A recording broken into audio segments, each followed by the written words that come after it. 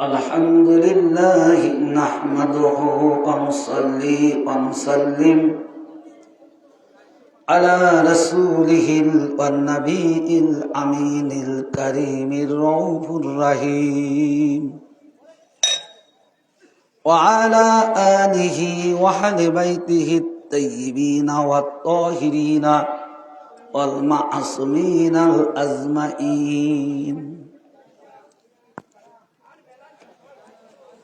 خصوصا على سيدنا غوث الأعظم على جده نبينا عليه الصلاة والسلام لقد قال الله تعالى في كلامه المجيد والفرقان الحميد بسم الله الرحمن الرحيم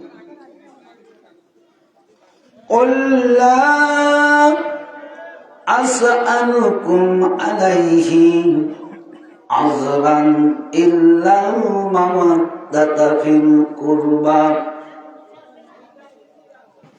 وقال رسول الله صلى الله عليه وعلى آله وسلم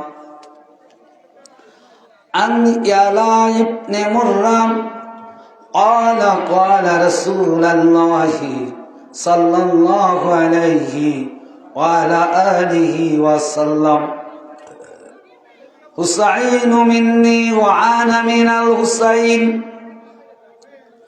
أحب الله من أحب حسينا حسين سبت من الأصباط وقال الله تعالى في كلامه المجيد وفرقان الحميد إن الله وملائكته يصلون على النبي يا أيها الذين آمنوا صلوا عليه وسلموا تسليما اللهم صل على سيدنا مولانا محمد وعلى آل سيدنا شفيعنا محمد اللهم صل على سيدنا مولانا محمد وعلى آل سيدنا حبيبنا محمد دمه مولا ও high Sarwar ইয়া আলী মর্তজা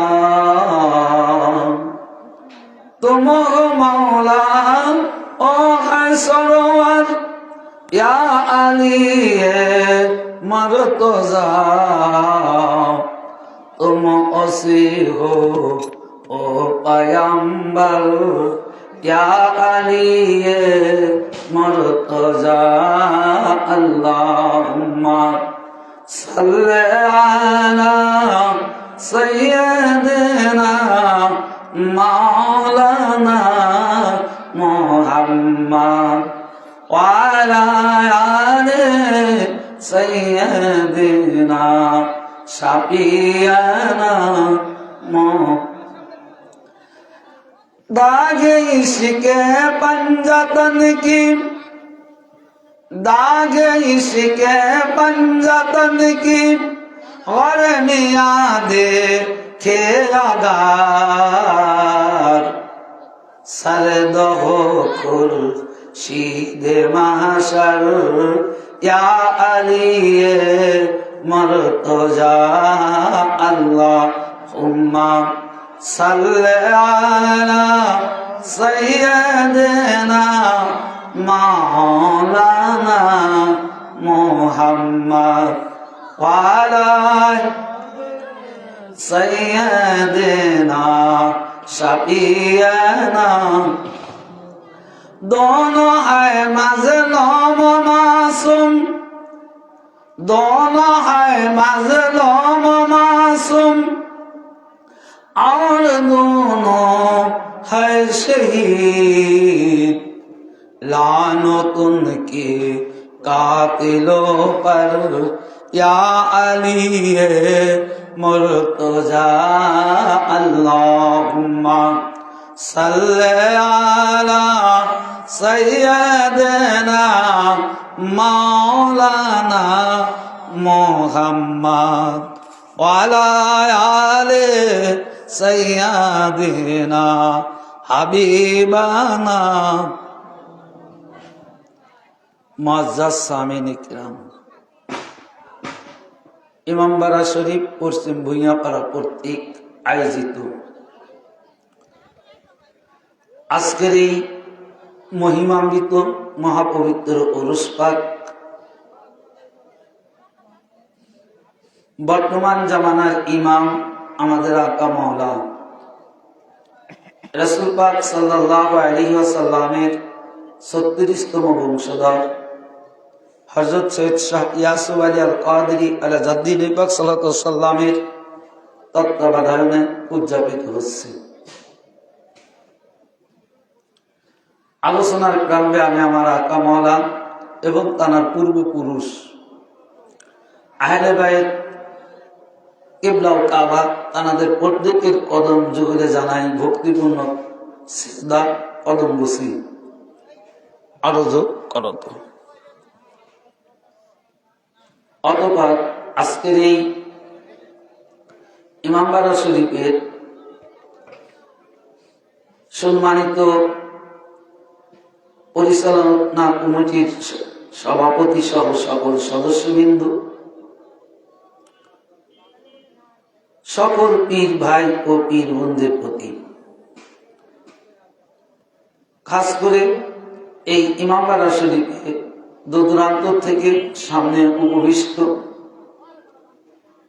এবং পর্দার আড়ালের মা ও বোনেরা যারা অধিক কষ্ট করে অদ্যবধি সময় পর্যন্ত এই মহিমান্বিত অনুষ্ঠানে উপস্থিত হয়েছেন এবং আছেন,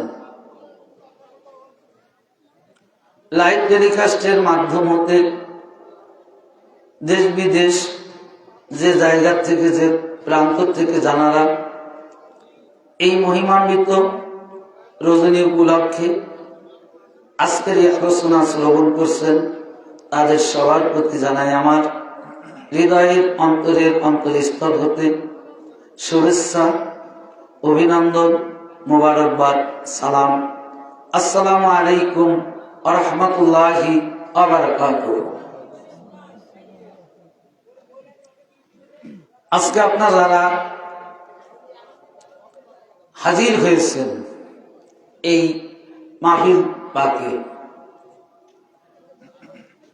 অবশ্যই আপনারা অবগত আছেন 23শে মাঘে জানার উরুস পাক হয়। তিনি দাদা হুজুর পাক নামে পরিচিত, পীর ও মুর্শিদ নামে খ্যাত। দাদা হুজুর পাক বললে সবাই চেনে, এটা কিন্তু সত্য। এবং অনেকদিন পূর্বে হতেই পাবনা জেলায় আমিনপুর এবং সাগরকান্দিতে এই উরুস পাকটা উদযাপিত হয়ে আসছে। মালিক পাকের অশেষ দয়া, কৃপা ও রহমতে শুধু 2 জায়গাতে এই অনুষ্ঠানটা হতো। এবছরে 6 জায়গা এই পাবনা জেলাতে আজকের এই অনুষ্ঠান অনুষ্ঠিত হচ্ছে। এটা আপনারা খুশি না বেজার? কারণ হুজুর পাকদের দয়া, হুজুর পাকদের কাজ, যদি হুজুর পাকরা করতে দিছেন, এটাই দয়া, এটাই এহসান আমাদের জন্য। কি বলেন? এখন যত জায়গায় যে জায়গায় দিক, তা আমাদের জন্য দিয়েছেন, এটাই আমাদের জন্য সৌভাগ্য। এবং তানারই হুকুম মাফিক পবিত্র ইমামবাড়া শরীফে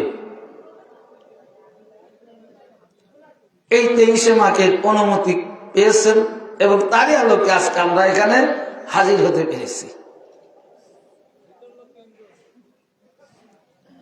কি বলেন? আপনারা খুশি না বেজার?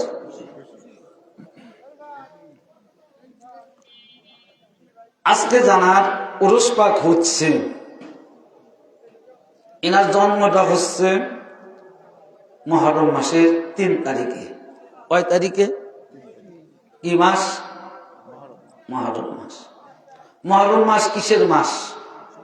শোকের মাস। এটা কিন্তু আমরা যে এখন মাতাম করছি এটাই কিন্তু না, এটা নতুন না।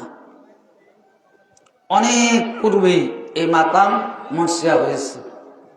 ইমাম হুসাইন আলাইহিস সালাম পাকের শাহাদতের দিন থেকেই সর্বপ্রথমে সশরীরে মাতাম করছে হুজুরে পাক সাল্লাল্লাহু আলাইহি সাল্লাম। কারণ তিনি কারবালার মহল্লাতে উপস্থিত ছিলেন, দেখছেন। তারপরে যখন মদিনাতে খবর আসলেন যে ইমাম পাক শহীদ হয়েছে কারবালাতে, তখন মদিনার সাহাবীরা মাতম করলেন ইমাম পাকের জন্য। তার মানে কি? যে রাসূল পাকের সুন্নত মাতাম করা, সাহাবীদের সুন্নত মাতাম করা, ওলি আউলিয়া কেরামদেরও সুন্নত মাতাম করা। এমন একটা জায়গা আমরা আজকে 23শে মাঘ উদযাপন করছি, যিনি সবচাইতে সত্য কারবালার ঘটনা তুলে ধরেছেন। কে? পীর মুর্শিদ পাক। আর এটার কারণ তার জন্মটাই এই জন্য মুহররম মাসে হয়েছে। যখন একটা শিশু শোকের মাসে জন্মগ্রহণ করে, বা এটা আপনারাও উপলব্ধি করবেন, আমি কথাবার্তা যাই কিছু বলি বাস্তবতার আলোকে কিছু উদাহরণ দেওয়ার চেষ্টা করি, কারণ এটা আপনাদেরও সহজ করে বোঝানোর জন্য। যদি আপনাদের ঘরে কোনো শিশু জন্মগ্রহণ করে, ওই সময় যদি কোনো অভাবের সময় থাকে, বা কোনো দুর্ভিক্ষের সময় হয়, বা কোনো শোকের সময় হয়, মনের কাছে একটু খারাপ লাগে না ভাই? লাগে। তো ঠিক যখন পীর মুর্শিদ পাক মুহররম মাসে জন্মগ্রহণ করলেন, পীর মুর্শিদ পাকের আব্বাজানের নাম আপনারা জানেন, তিনি কে? জানার উরুস পাক 14 ফাল্গুনে মেদিনীপুর শরীফে হয়। মওলা হুজুর পাক হযরত সৈয়দ শাহ শামসুল কাদের বাউলপে মুর্শিদ আলী আল কাদেরী আলা জাদ্দিন পাক আলাইহিস সালাম পাক, তানারই শাহজাদা হলো পীর মুর্শিদ পাক। আজকে জানার উরুস পাক হচ্ছে, এনার 8 দিন 8 মাস এনারা বেসালেহত নিয়েছেন।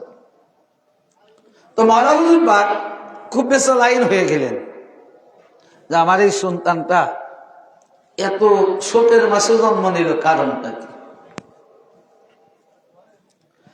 আমার ভাইরা বেসালাইন হয়ে গেলেন, বিভিন্ন ভাবে মন্তব্য করতে লাগলেন এবং ফরিয়াদ করলেন, পরওয়ারদিগার আলম, আমার এই সন্তান কারবালার মহল্লাতে 3রা মুহররমে কেন আগমন করলো? আমার এই সন্তান দ্বারা কি কোনো ভবিষ্যতে খারাপ কিছুর আলামত আছে কি না? আমার ভাইরা চিন্তায় গভীর মনোযোগ দিয়ে আপনারা শুনুন। মাওলা হুজুর পাক গভীর চিন্তা মধ্যে রাত কাটাচ্ছেন।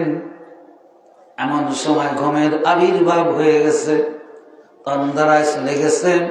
যাওয়ার পরে হুজুর পাক সাল্লাল্লাহু আলাইহি ওয়াসাল্লাম তিনি স্বপ্ন দেখাচ্ছেন, হে আমার প্রিয় বৎস, তুমি মন ঘাবড়ায়ো না, মনে কষ্ট পেও না। তোমার এই সন্তান, তোমার এই নবগত সন্তান মুহররম মাসে এই কারণে আগমন করলেন, এই কারণে জন্মগ্রহণ করলেন।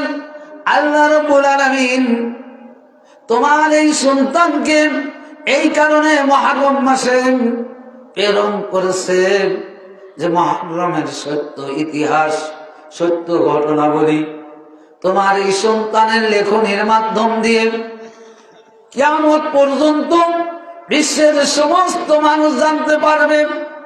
কারণ এই মুহররমকে বিতর্কিত করবে, এই মুহররম নিয়ে অনেক মিথ্যাচার লেখালেখি হবে, যার সেই নিঘুর সত্য যত রাইটার যা লেখুক না কেন, একেবারে চিরন্তন সত্য ঘটনাটা তোমার এই সন্তানের মাধ্যম দিয়ে আমার উম্মতেরা কারবালা জানতে পারবে এবং কারবালাকে ইয়াদগার করতে পারবে, কারবালার স্মরণে মাকাম এবং মুরসিয়া করবে।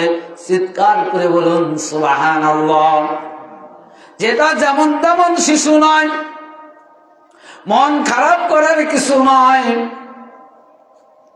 এই কারবালার সত্য ঘটনাকে কিয়ামত পর্যন্ত একদল লোক থাকবে, তারা এই কারবালাকে মিথ্যাচার করবে, বানোয়াটি করবে, অনেক ভুল তথ্য দিবে, বিভিন্ন ভাবে মানুষকে কারবালার থেকে সরিয়ে নিবে। একমাত্র ওই ব্যক্তি কারবালার থেকে সরবে না, ওই ব্যক্তি কারবালাকে ইয়াদগার করবেন, সঠিক কারবালা ইয়াদগার করবে যিনি আমার এই বৎস, তোমার নবাগত শিশু জানার জন্ম এই মুহররম মাসে হয়েছেন, ওনার লেখা যারা পড়বে তারা সঠিক কারবালা চিনতে পারবে। এই কারণে মুহররম মাসে এনার জন্ম। কার? এই পীর মুর্শিদ পাকের। আজকে জানার পুরুষ পাকে আপনারা হাজির হয়েছেন ভাই। একমাত্র সত্য ঘটনা কারবালার, নিরেট সত্য ইতিহাস একমাত্র পীর মুর্শিদ পাক যতটা তুলে ধরেছে, পৃথিবীর কোন লেখক, কোন রাইটার, কোন জ্ঞানী কারবালা সম্পর্কে এতটা তুলে ধরতে পারে নাই, পারবেও না। পারে তো নাই, পারবেও না। বরং কারবালাকে নিয়ে আরো মিথ্যা বানোয়াটি লেখালেখি চলছে। যেমন কোন কোন রাইটার লিখছে যে কারবালার ঘটনা নারী কেন্দ্রিক। জোরে বলেন নাউজুবিল্লাহ।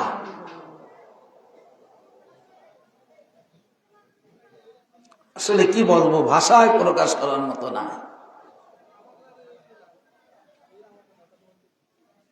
তো আজকে যদিও আমি কিছু আলোচনা করবো পীর মুর্শিদ পাকের কারামত পাক এবং তানার উপরই, তারপরে একটু কারবালার দিকে এই জন্য যাচ্ছি যে এই জায়গাটাই হলো কারবালা ইয়াদগারের জায়গা এবং সত্য ঘটনা ইতিহাস যিনি তুলে ধরেছেন মানুষের মাঝে, সমাজের মাঝে, এই পৃথিবীর বুকে যার লেখনির মাধ্যমে সঠিক কারবালার ইতিহাস প্রকাশ পেয়েছে, তিনি হলেন পীর মুর্শিদ পাক,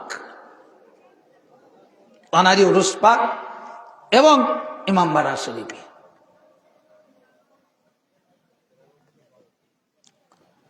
তো প্রথমে দেখেন যে আমি দুইটা খুতবার মধ্যে একটি আয়াত পাঠ করেছি এবং একটি হাদিস শরীফ বর্ণনা করেছি। যে কোরআন পাকের আয়াতটা কি, কুল লা আসআলুকুম আলাইহি আজরান ইল্লাল মাওয়াদ্দাতা ফিল কুরবা। যে রিসালাতের বিনিময় আমি কোনো কিছুই চাই না একমাত্র আপনার আপনজনের মহব্বত ব্যতীত। তা এখন আপনজন কে হতে পারে এটা আমাদের জানার দরকার আছে কিনা? আগে রাসূল পাকের আপনজন জানবো, তারপরে তো ভালোবাসা নিবেদন করবো, নাকি? না জানলে কি ভালোবাসা নিবেদন করা যাবে ভাই? কখনো যাবে না। তো এই যে হাদিস খানা আমি আপনাদের মাঝে বর্ণনা করেছি, এই হাদিসের অর্থ যদি আপনারা বোঝেন, এই হাদিসের লাভ যদি আমরা বুঝতে পারি, তাহলে অটোমেটিক ভাবে বুঝতে পারবো যে রাসূল পাকের আপনজন কে এবং কারা। এই হাদিস খানা নেওয়া হয়েছে তিরমিজি শরীফ আল জামিউস সহিহ দ্বিতীয় খণ্ড পৃষ্ঠা 218, বুখারী শরীফ আস সহিহ প্রথম খণ্ড পৃষ্ঠা 330, কিতাবুল মানাকিব, আবার বুখারী শরীফ আদাবুল মুফরাদ 42 পৃষ্ঠা হাদিস নং 85, নাসাই শরীফ আস সুনানুল কুবরা পঞ্চম খণ্ড পৃষ্ঠা 50 হাদিস নং 8530, আহমদ বিন হাম্বল আল মুসনাদ খণ্ড দ্বিতীয় পৃষ্ঠা 93 হাদিস নং 5675, আহমদ বিন হাম্বল আবার আল মুসনাদ এটাও দ্বিতীয় খণ্ড পৃষ্ঠা 114 হাদিস নং 5940, আবু ইয়ালা আল মুসনাদ দশম খণ্ড পৃষ্ঠা 106 হাদিস নং 5739, তাবারানী আল মুজামুল কবির তৃতীয় খণ্ড পৃষ্ঠা 127 হাদিস নং 2884, আবার বুখারী শরীফ কিতাবুল আদাব, আগেরটা ছিল বুখারী শরীফ আদাবুল মুফরাদ, তারপরে ছিল বুখারী শরীফ আস সহিহ খণ্ড প্রথম, আবার শেষে 9 নম্বরে আস সহিহ কিতাবুল আদাবে খণ্ড দ্বিতীয় পৃষ্ঠা 886। এতগুলো 9টা হাদিসের কিতাব থেকে এই হাদিস খানা নেওয়া হয়েছে। শুধু 9টা কিতাবই কি তা নয়, যে কিতাবগুলো কি সেটা দেখেন। যে 9টা কিতাব তো বটেই, 9টা কিতাব তো বটেই, কিন্তু কিতাবগুলোর নাম কি? হর মতনৈক্যের আলেম, মানে যত আলেম আছে, জ্ঞানী আছে, প্রত্যেকেই এটা এক বাক্যে স্বীকার করে যে কোরআনের পরে যে কিতাবের স্থান মর্যাদা সেটা হলো বুখারী শরীফ। এবং যত মানে যদি কোনো ব্যক্তি হাদিসের উপর মাস্টার্স করে, তাহলে বুখারী, মুসলিম, তিরমিজি, আবু দাউদ, নাসাই, ইবনে মাজাহ, এই 6টা কিতাব পড়তেই হবে। এই 6টা কিতাবই হলো হাদিস বিষয়ের মূল কিতাব, যারা হাদিস বিভাগে মাস্টার্স করে, এমএ করে। তো সেই টপ র্যাঙ্কের কিতাব যেটাকে কোরআনের পরে স্থান দিয়েছে মোল্লা মৌলবীরা, আমরা কিন্তু না। তানাদের নিজ নিজ কিতাবে এই হাদিস খানা নিয়ে এসেছেন। হাদিসের রাবি ইয়ালা বিন মুররা, যে আন ইয়ালা বিন মুররা ক্বালা ক্বালা রাসূলুল্লাহ সাল্লাল্লাহু আলাইহি ওয়াসাল্লাম হুসাইন মিন্নি ওয়া আনা মিন হুসাইন, যে হযরতে ইয়ালা বিন মুররা হতে বর্ণিত, তিনি বলেন যে আল্লাহ রাসূল বলেছেন হুসাইন আমার হইতে, আমি হুসাইন হইতে। কি বলতেছে? হুসাইন আমার হইতে, আমি হুসাইন হইতে। আল্লাহ তাআলা তারপরে কি বলেন দেখেন, আহাব্বাল্লাহ, আল্লাহ তাআলা ভালোবাসেন তাদেরকে, আহাব্বা হুসাইন, যারা আমার হুসাইনকে ভালোবাসে আল্লাহ তাদেরকে ভালোবাসে। চিন্তা করছেন? আমার ভাইরা, আপনার কলিজা, আপনার দেহের মধ্যে যতগুলো অংশ আছে, একটা অংশের উপর যদি আঘাত করা যায়, আপনার অন্য অঙ্গ প্রত্যঙ্গ কি শান্তিতে থাকবে? আমার নবী হুজুরে পাক সাল্লাল্লাহু আলাইহি ওয়াসাল্লাম যিনি নিজে পাক জবানে বলতেছেন, আমি হুসাইন হতেন, হুসাইন আমার হইতেন। এখন যদি কোনো ভাই, আপনাদের কাছে আমার প্রশ্ন, উত্তর আপনারা দিবেন, উত্তর নির্ণয় আপনারা করবেন। যদি রাসূল পাক থেকে হুসাইন হয়, হুসাইন থেকে যদি হুজুর পাক হয়, তাহলে ওই রাসূল পাক এবং হুসাইন এর মধ্যে কোনো পার্থক্য থাকলো কি না? কি পার্থক্য থাকলো? রাসূল পাককে যদি কষ্ট দেওয়া যায়, রাসূল পাককে যদি ব্যথা দেওয়া যায়, আপনারা বলেন হুসাইনকে কষ্ট দেওয়া হবে কিনা? অনুরূপ হুসাইন আলাইহিস সালাম পাককে যদি কষ্ট দেওয়া হয়, এখন আপনারাই বলুন ওই কষ্ট রাসূল পাক পাইবে কিনা? আমার ভাইরা, এখন যদি জানার অংশ, যার থেকে যিনি পয়দা হয়, অর্থাৎ আল্লাহর নবী থেকে যদি হুসাইন হয়, হুসাইন হতে যদি আমার নবী হয়, এখন নবীর জন্য সবচাইতে আপন ব্যক্তি কে হতে পারে? আপনারা বলেন, নবীর জন্য সবচাইতে আপন জন কে হতে পারে ভাই? অবশ্যই নবীর সবচাইতে আপন জন হযরতে ইমাম হুসাইন। আমার ভাইরা, কোরআন পাকের লফজ দ্বারা, কোরআন পাকের এই আয়াত দ্বারা কুরবান আপনজন সাবিত হয়। হাদিসের আলোকে, হাদিসের নববীর আলোকে রাসূল পাকের আপনজন হলো ইমাম হুসাইন আলাইহিস সালাম। সুতরাং যার ভালোবাসা আল্লাহ চাইলেন কিসের বিনিময়ে? রিসালাতের বিনিময়ে। রিসালাতের মধ্যে কি আছে? নামাজ আছে, রোজা আছে, হজ আছে, যাকাত আছে, ইসলামের সকল আরকান আহকাম যে রিসালাতের মধ্যে আল্লাহ তাআলা ঢুকিয়ে দিলেন, রাখলেন, সেই রিসালাতের বিনিময় আমার আল্লাহ রাব্বুল আলামিন ইমাম হুসাইনের ভালোবাসা চাচ্ছে। এখন মুখে হাত দিয়ে বলুন, সত্যকার করে বলুন, ওই হুসাইনকে আমাদের ভালোবাসতে হবে কিনা?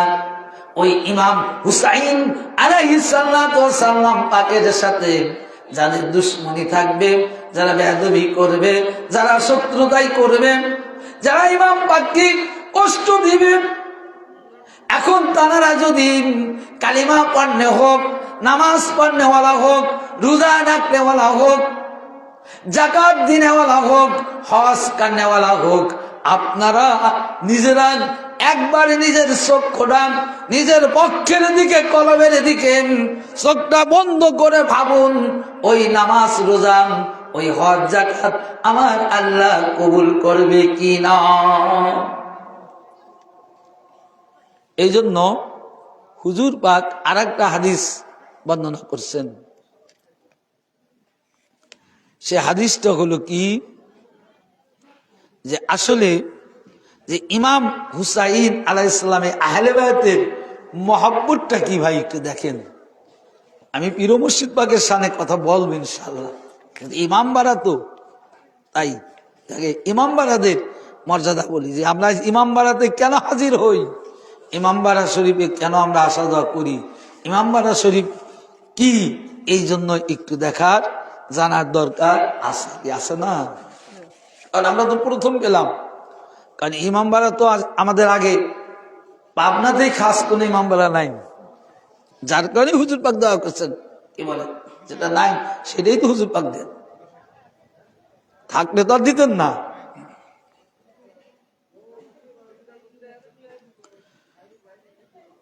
খানায় কাবার রুকনে ইয়ামিন নামক একটি জায়গা আছে।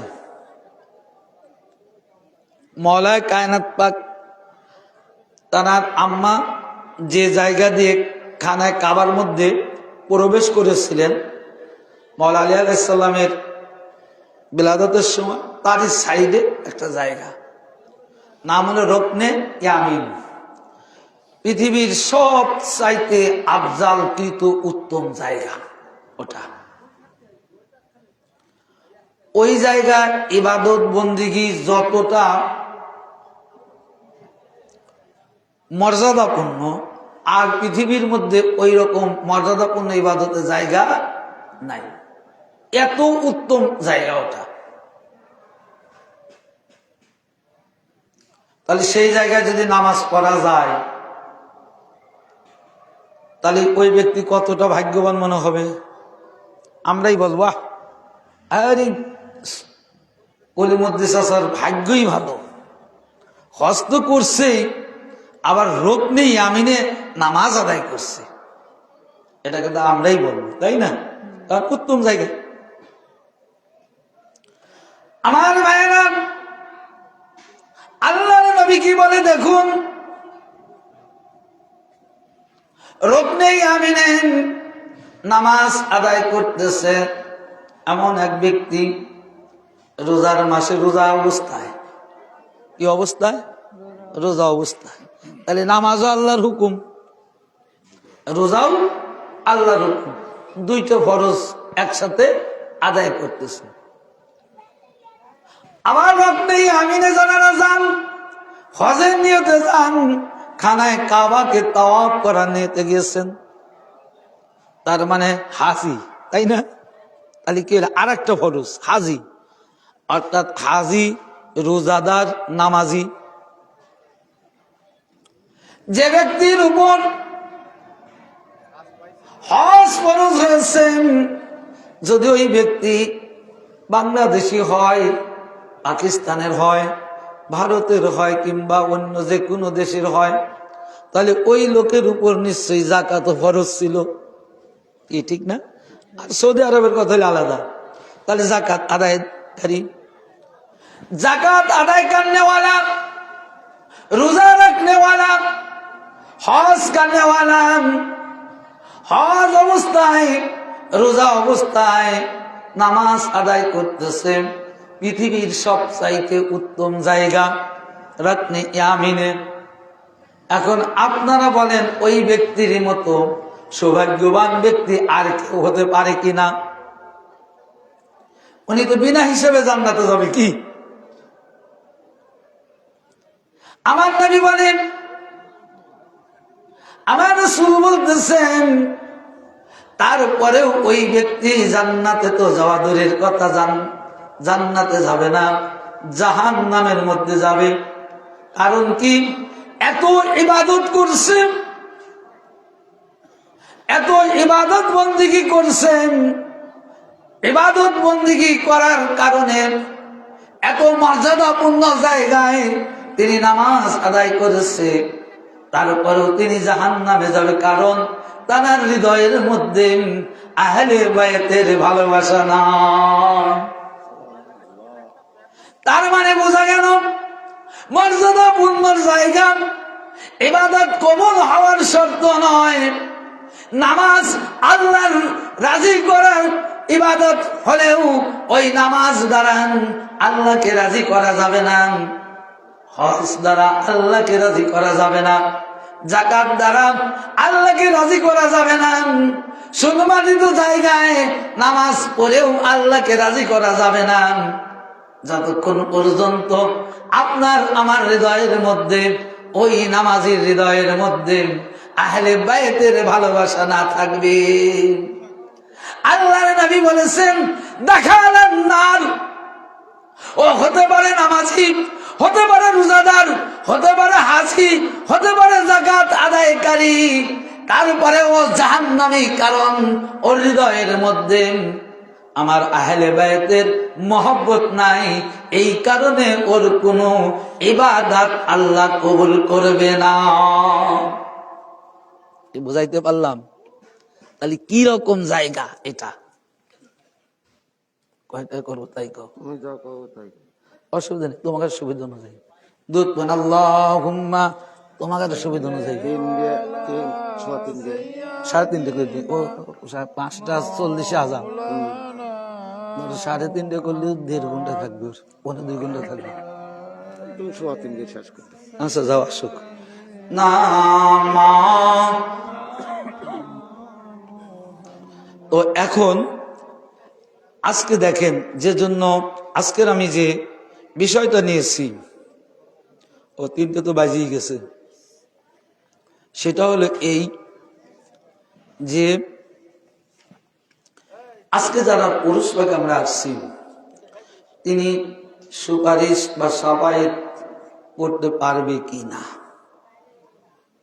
কারণ আমরা যেখানে আসছি এটা তো উপকারের জন্য আসছি, নাকি লসের জন্য তো কেউ আসে না ভাই। যেখানে লাভ আছে সেখানেই তো আছে মানুষ। এই রাত জেগে ইবাদত করছি, এর তো অবশ্যই কি কিছু না কিছু ফজিলত থাকতে হবে ভাই। একেবারে যদি ফজিলত না থাকে তাহলে আমরা কেমন করে এই মানে এই রাত জেগে আমাদের ফায়দা হবে কি, প্রশ্ন আসে না। তো আমি সেই শানে অল্প কিছু কথা বলেই শেষ করব।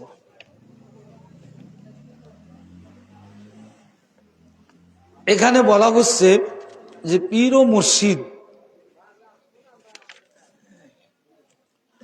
অর্থাৎ সুপারিশ করতে পারবে, আর এরই শানে আমি কয়েকটি কথা বলবো। আর পীর ও মুর্শিদ যে সুপারিশ করতে পারবে, অর্থাৎ পীর তার মুরিদের সুপারিশ করতে পারবে, এখানে কিন্তু কোন পীর পারবে, পীরের কোন আলামত কিন্তু এখানে দেওয়া হয়নি। বুঝছেন, এখানে কোন পীরের আলামত দেওয়া হয়নি, শুধু পীর মুরিদানকে সুপারিশ করতে পারবে, এটাই একটা চ্যাপ্টার। তো এই পীর যে সুপারিশ করতে পারবে, এখন তারই আলোকে আমি কয়েকটি কথা বলেই হয়তো আমার আলোচনা শেষের দিকে যাব। আর সেটা হলো কি, কোরআন পাকের আলোকে অলিগণের শাফাআত। আল্লাহ তাআলা বলতেছেন, লা ইয়ামলিকুনা শাফাআতা ইল্লা মান ইত্তাখাযা ইনদা রাহমানি আহাদান। আল্লাহর বাণী। আজকে যারা বলে যে অলিরা সুপারিশ করতে পারবে না, অলিরা শাফায়াত করতে পারবে না, এরকম বলে না ভাই। আবার এও বলে যে আরে যে মরে যায়, মরা ঘোড়া কোনোদিন ঘাস খাইতে পারে, নাউজুবিল্লাহ। হায় হায়, ওরা কোরআন বোঝে না ভাই। যে কোরআনে কি বলে দেখেন, যে দয়াময় আল্লাহ কাছে প্রতিশ্রুতি গ্রহণ করেছে কে, যিনি, সে ব্যতীত অন্য কারো সুপারিশ করার ক্ষমতা থাকবে না। সূরা মারিয়াম আয়াত নং 87 বাংলা। লা ইয়ামকুনা শাফাআতাহু, একমাত্র যিনি আল্লাহর প্রতিশ্রুতি গ্রহণ করেন, যিনি আল্লাহর প্রতিশ্রুতি গ্রহণ করে, তিনি একমাত্র সুপারিশ করতে পারবে, সে ব্যতীত কেউ সুপারিশ করতে পারবে না। এলা আয়াত। তাহলে এই আয়াত দ্বারা কি বোঝা গেল, যে স্পষ্টভাবে হচ্ছে এই আয়াতের তাফসিরুল রুহুল বায়ান 3য় খণ্ড 256 পৃষ্ঠা, তাফসিরে নিসাপুরি 3য় খণ্ড 334 পৃষ্ঠা, ইহার সনদ সম্পর্কে অনেক রয়েছে আরো। তো আল্লাহ রাব্বুল আলামিন যখন সকল নবীদেরকে তৈরি করলেন, রুহু মানে রুহু তো আগেই তৈরি করছেন, তো হুজুর পাককে নিয়ে তখন সকল নবীদের নিয়ে একটা বৈঠক করে অঙ্গীকার গ্রহণ করলেন। অঙ্গীকার নিলেন কি, যে আমি তোমাদেরকে সৃষ্টি করেছি একমাত্র আমার নবী হুজুর পাকের কারণে, যারা আমার নবীকে নবী হিসাবে মানবে, নবী হিসাবে সাক্ষ্য দিবে, তাদের দায়িত্ব, তাদের সমস্ত কিছু যথাযথ পূরণ হবে, এরকম কিছু শর্ত। তো নবীরা বললেন যে আমরা আপনার ওয়াদা কি আবদ্ধ হলাম। ওয়াদা দেন কোরআন পাকের কথা ভাই, নবীদের কাছ থেকে অঙ্গীকার নিলেন হুজুর পাক সম্পর্কে। এই জন্য সর্বপ্রথম নবীরা সুপারিশ করতে পারবে, কারণ আল্লাহর কাছ থেকে ওয়াদা গ্রহণ করেছে নবীরা। তো যে নবীর জন্য ওয়াদা নিলেন আল্লাহ তার হাবিবের জন্য, এখন সেই নবী পারবে কিনা কেন আপনারা বলেন? কিয়ামতের দিন, রোজ মাহশরের দিন আল্লাহ রাব্বুল আলামিন প্রত্যেক নবীর উম্মতকে জিজ্ঞাসা করবেন, হে আমার বান্দারা, তোমাদের নিকট কোন নবী গিয়েছে কিনা? তারা বলবে হ্যাঁ। তারপরে প্রশ্ন করবে, তোমরা কোন নবীর উম্মত ছিলেন? যে যে নবীর উম্মত থাকবে তারা ওই নবীর নাম বলবে। এবারে বলবেন, তোমরা বলো আমি যে উদ্দেশ্যে তোমাদের মাঝে নবী প্রেরণ করেছিলাম তারা কি যথাযথভাবে ওই দায়িত্ব পালন করেছে কিনা? যখন তারাও বলবেন, নবীরাও স্বীকার করবেন, তারপরেও আমার আল্লাহ রাব্বুল আলামিন আমার রাসূল পাককে ডাক দিবে। রাসূল পাক যদি ওই সত্যকে সত্যায়ন করেন আর যদি বলে হ্যাঁ এনারা সঠিকভাবে দায়িত্ব পালন করেছে, তাহলে আমার আল্লাহ ওই নবীদের দায়িত্ব গ্রহণ করছে এবং স্বীকার করবে, মেনে নেবে। আমার ভাইরা, যে নবীর কারণে প্রত্যেক নবীদের দায়িত্ব পালন করার সাক্ষ্য নেবে আল্লাহ, সেই নবী এখন সুপারিশ করতে পারবে কিনা আপনারাই বলেন। আমার নবীর থেকে শুরু করে কিয়ামত পর্যন্ত আল্লাহ ওয়ালা যারা হবেন, আল্লাহর সঙ্গে যাদের বন্ধুস্থায়ী হয়ে যাবে, আল্লাহর পক্ষ থেকে যে নূর এই ধরা দামে আগমন করিবে, তারাও সুপারিশ করতে পারবে, ইহার মধ্যে কোনো ভুল নাই। এটা গেল একটা আয়াত। আর একটা আয়াত দেখেন, ওয়ালা ইয়ামলিকুল্লাযীনা ইয়াদউনা মিন দুনিহি শাফাআতাম ইল্লা মান শাহিদা বিল হাক্কি ওয়া হুম ইয়ালামুন। আল্লাহ বলতেছেন, আল্লাহর পরিবর্তে যারা অন্যদেরকে ডাকে, যাদের সুপারিশ করার ক্ষমতা নাই, যারা আল্লাহকে সত্য উপলব্ধি করেন এবং আল্লাহকে সারা যারা কি করে অন্যদেরকে ইলাহ হিসেবে ডাকে, তারা কখনো সুপারিশ করতে পারবে না। আল্লাহ বলে দিচ্ছেন, তার মানে যারা মুশরিক, কাফের, বেঈমান, তারা সুপারিশ করতে পারবে না। কিন্তু যারা আল্লাহর একনিষ্ঠ বান্দা, আল্লাহর পক্ষ থেকে যে নূর, আল্লাহ যাদেরকে রাজি হয়ে খুশি হয়ে এই ধরাধামে প্রেরণ করেছে, তারা অবশ্যই সুপারিশ শাফাআত করতে পারবে। আজকে আমার ভাইরা, শিশু যদি শাফাআত করতে পারে, কোরআনের হাফেজ যদি শাফাআত করতে পারে, তাহলে আল্লাহর ওলিরা কেন শাফাআত করতে পারবে না? আবার বলতেছে আল্লাহ, ইয়াউমাইযিল লা তানফাউস শাফাআতু ইল্লা মান আযিনা লাহুর রাহমানু ওয়া রাদিয়া লাহু কাওলান। দয়াময় আল্লাহ বলেন, আল্লাহ যাকে অনুমতি দিবেন এবং যার কথা আল্লাহ সন্তুষ্টি হবেন সে ছাড়া কারো সুপারিশ সেই দিন কোনো উপকারে আসবে না। এটা চিরন্তন সত্য কথা। আল্লাহ যাদের অনুমতি দিবেন আল্লাহ তাদেরকেই অনুমতি দিবেন যারা আল্লাহর রাহে নিজেদের জীবনটা কি করবে, নিবেদিত করে দিবে। আল্লাহর জন্য যারা উৎসর্গত করে দিবে নিজের জীবনটা, একমাত্র আল্লাহ তাদের জন্য খুশি হয়ে যাবে। আর খুশি হয়ে গেলে আল্লাহ তাদেরকেই সুপারিশের অনুমতি দিয়ে দিবে।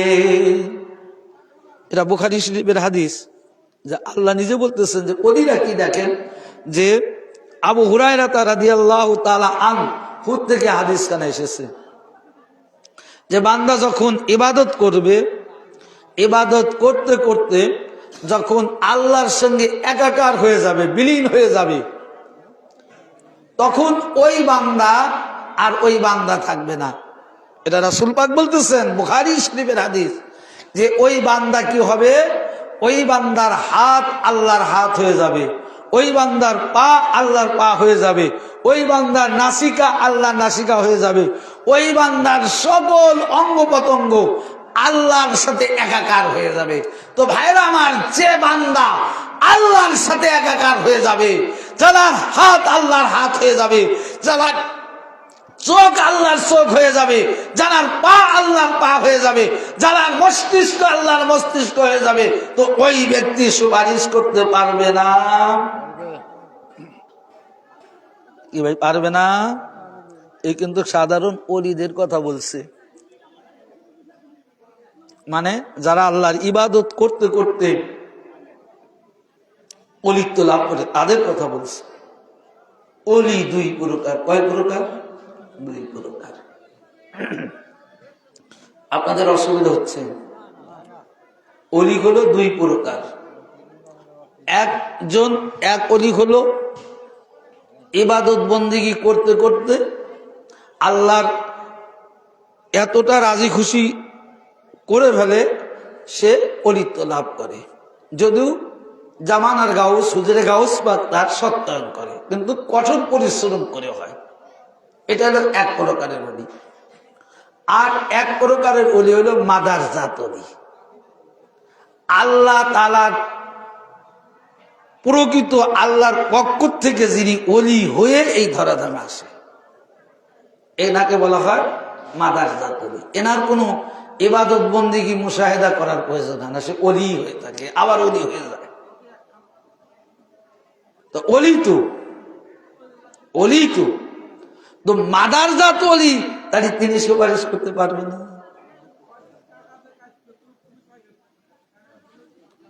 আমার ভাইরা, আজকে জানার উরুস পাকে হাজির হয়েছেন, ইনি কত বড় ওলি ছিলেন।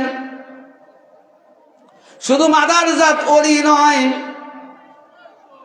এনার বাল্যকালের একটি ওয়াকিয়া কারামাত পাক বলে আমি হয়তো শেষের দিকে যাব।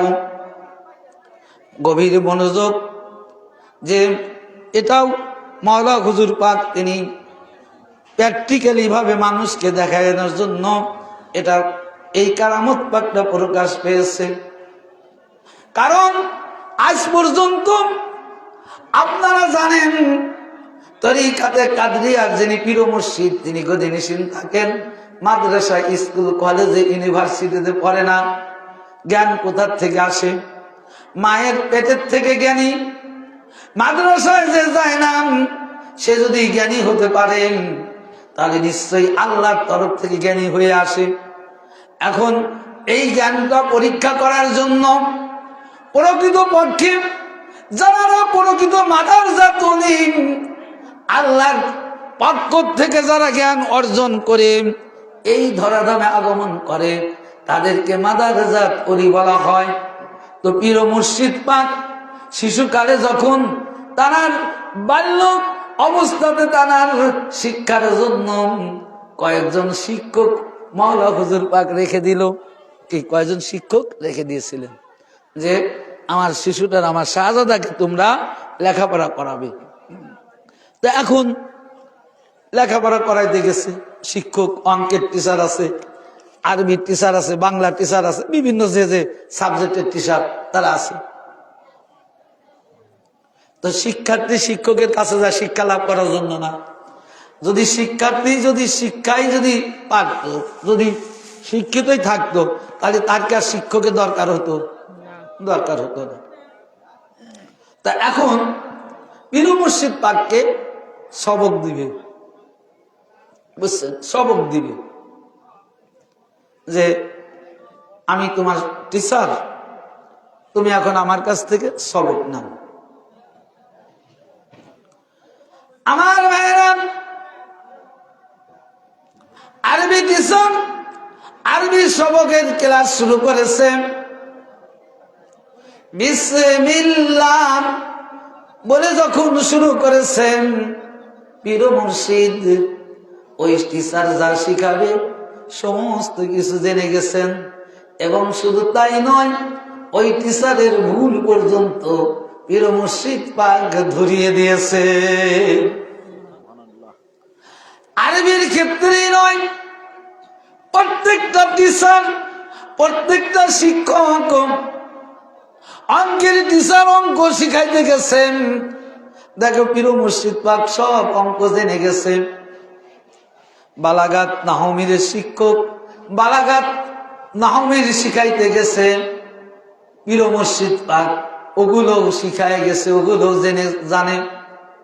আমার ভাইরা, প্রত্যেকটা শিক্ষক কি করলেন?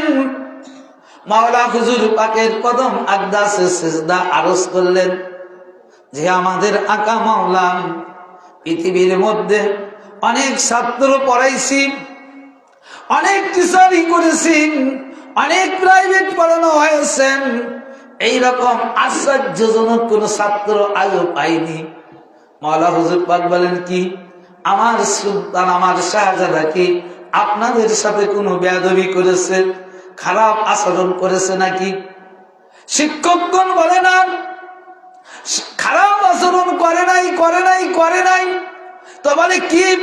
বলে হুজুর, আমি আরবি শিক্ষক, যখন আরবি শিক্ষার জন্য সবক দিতে গেছি, আপনার শাহজাদা এত আরবি এত সুন্দর জানেন যে পৃথিবীর মধ্যে এমন ছাত্র আমি খুঁজে পাই নাই। আমার ভাইরা, অঙ্কের টিচার তাই বলেন, আরবি টিচার তাই বলছেন, বালাগাত মান্তিক ফাসাহাত মাসুমির যত কিতাবের শিক্ষক ছিল প্রত্যেকেই একই কথা বলে, হুজুর গো, আমরা এইরকম জ্ঞানী ছাত্র কখনো খুঁজে পাই না। আচ্ছা ভাই, আল্লাহ যাদেরকে শিক্ষা দিয়েছে, আল্লাহ যাদেরকে পড়িয়ে প্রেরণ করেছে, তাদের শিক্ষার কোনো তুলনা আছে বলেন? কি থাকতে পারে বলেন? যত বড় জ্ঞানী হোক, যত বড় শিক্ষক হোক, আল্লাহ তো তাদের শিখায় নাই। কি আল্লাহ শিখাইছে? আল্লাহ শিখায়নি। তারা শিক্ষা লাভ করছে, মেধা দিছে আল্লাহ, তারা শিক্ষা লাভ করছে সাধারণ শিক্ষক মানুষের কাছ থেকে। তো আল্লাহ যাদেরকে শিখাইছে, আল্লাহ যাদেরকে শিক্ষা দান করে এই ধরাধামে প্রেরণ করেছে, তাদের সাথে কারো তুলনা হয়? হতে পারে?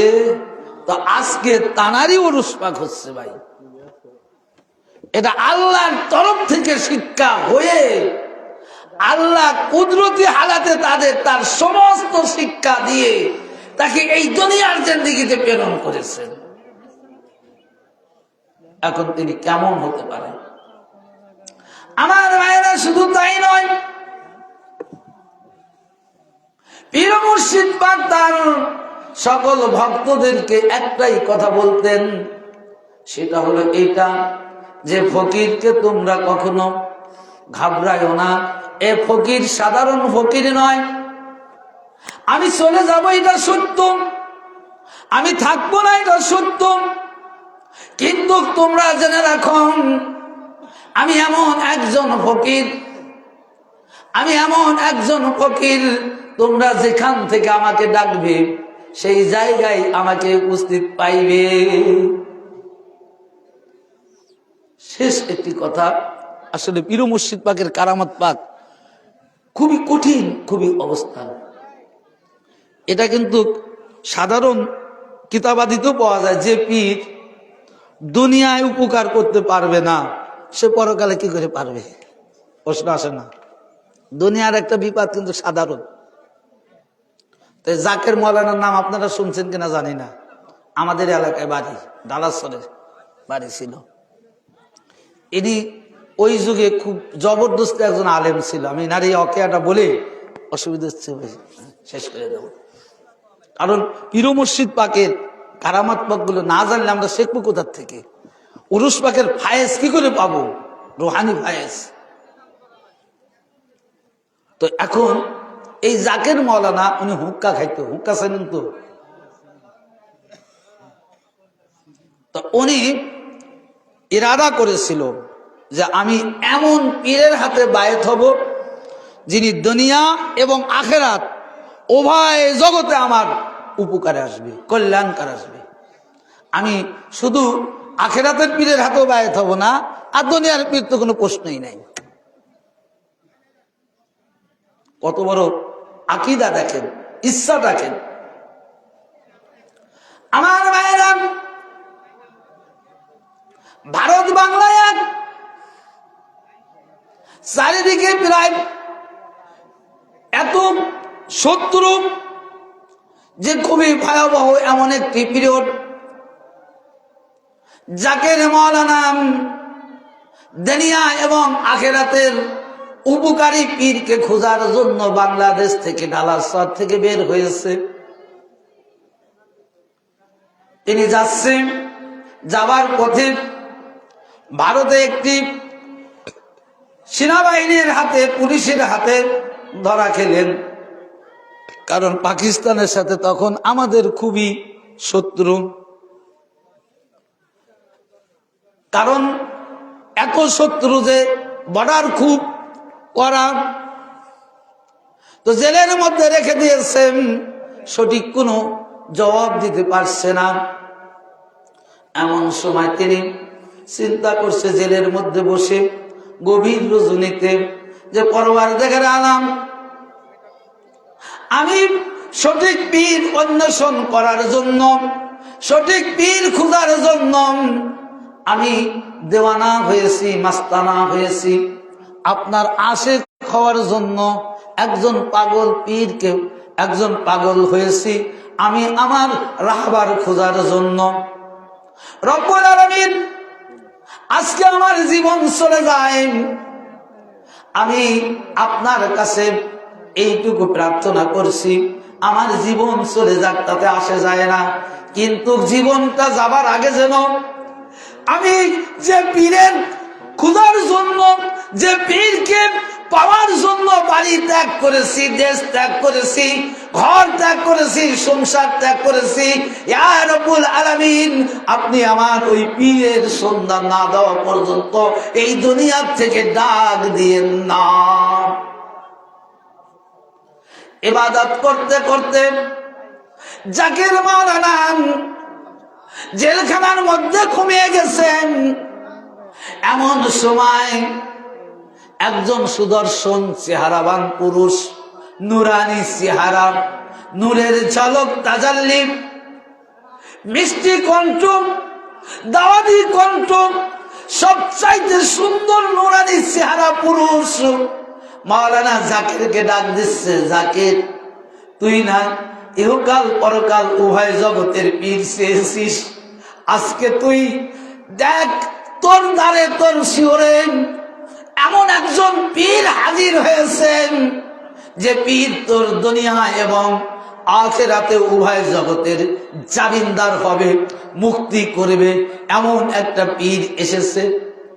জাকের মাওলানা চিৎকার দিয়ে ঘুম থেকে উঠেন, আর ওই সুদর্শন চেহারা ব্যক্তিকে পায়নি। তিনি জেলখানার থেকে বের হয়ে ওই অবস্থায় দৌড়ানোর মতো। আপনারাই তো জানেন, আপনারাই বুঝবেন জেলখানা কতগুলো দরজা থাকে, গেট থাকে। জাকের মাওলানা কিভাবে জেল অতিক্রম করে 4 নম্বর দরবার পাকে হাজির হয়েছে, ওই জাকের মাওলানা নিজেও বুঝতে পারেনি। আমার ভাইয়েরা,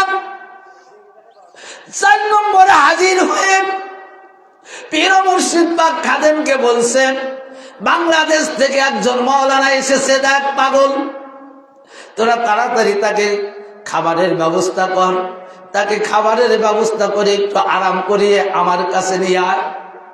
এবারে তাকে খাবারের ব্যবস্থা করাইছে, একটু আরাম ব্যবস্থা করানোর পরে, রেস্টের পরে পীর মুর্শিদের কামরায় তাকে ডাকা হলো।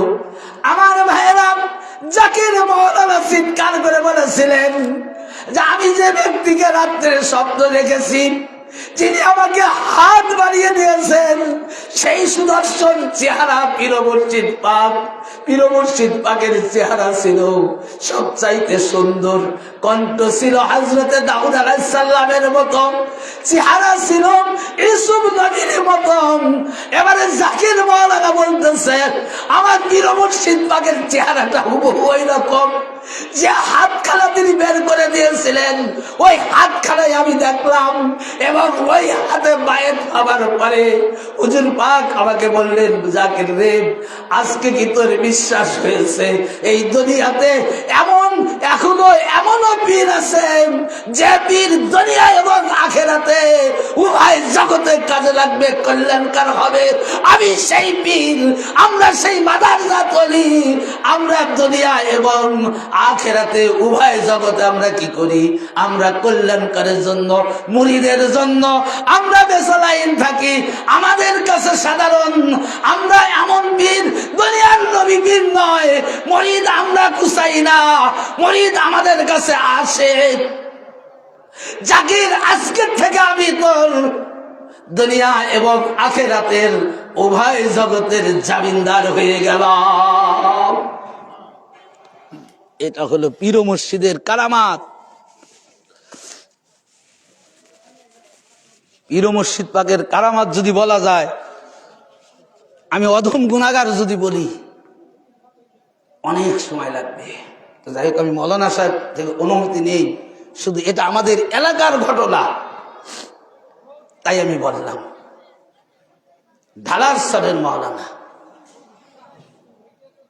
তো সেই রজনী আজকে ইমামবাড়া শরীফ, তানার পূর্বপুরুষের ইয়াদগার স্মৃতি বিজড়িত জায়গা। লাব্বাইক ইয়া হুসাইন যখন বলে এখানে হাজির হবেন, মনে হবে যে হুসাইন এখানে সশরীরে হাজির আছে। ভাই, এটা এমনই জায়গা। তো আমরা কানাপীরের হাতে বায়াত হইনি, আহলে রসুল আহলে বায়াতের হাতে আমরা বায়াত হয়েছি। মহান আল্লাহ রাব্বুল আলামিন আমাদের আপনাদেরকে ইহদিনাস সিরাতাল মুস্তাকিমের রাস্তায় প্রতিষ্ঠিত রেখে শেষ বিদায় পর্যন্ত যেন আমরা আমার হুজুর পাক, বর্তমান জামানার ইমাম আকা মাওলা, তানার কদম পাকের ধুলিকণা হয়ে যেন এই দুনিয়ার থেকে শেষ বিদায় নিতে পারি। সবাই বলুন আমিন।